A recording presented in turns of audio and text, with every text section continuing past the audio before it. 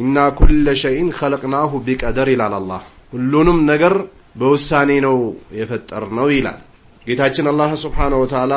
ሰማይና ምድር ሲፈጥር ሌሎችንም ፍጥረታቶችን ሲፈጥር አላህ በውሳኔ ነው የሚፈጥረው። እንደኛ አይደለም የአላህ ዕውቀት ወይንም ደግሞ የዱንያ ጥልቅ ዕውቀት አላቸው እንደሚባሉ አይነት ሰዎችም አይደለም የአላህ ዕውቀት። እንደ መላእክቶችም እንደ ነቢያቶችም አይደለም የአላህ ዕውቀት።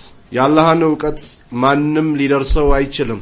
የአላህ ዕውቀት በቦታ በጊዜ ሊገደብም የሚችል አይደለም። የአላህ ዕውቀቱ ልቅ ነው፣ ሁሉን ነገር ያካበበ ነው የአላህ ሱብሓነሁ ወተዓላ። አማ የመላእክቶች የነቢያቶች የሰዎች አላህ የፈጠራቸው ፍጥረታቶች ዕውቀታቸው የተገደበ ነው። የእድሜያችንም ገደብ የሁሉ ነገራችን ገደብ የሚታወቅ ነው የአብዛኞቻችን። የአላህን ዕውቀት ግን ሊገድበው የሚችልና ሊያቀው የሚችል የለም አላህ ራሱ ካልሆነ በስተቀር።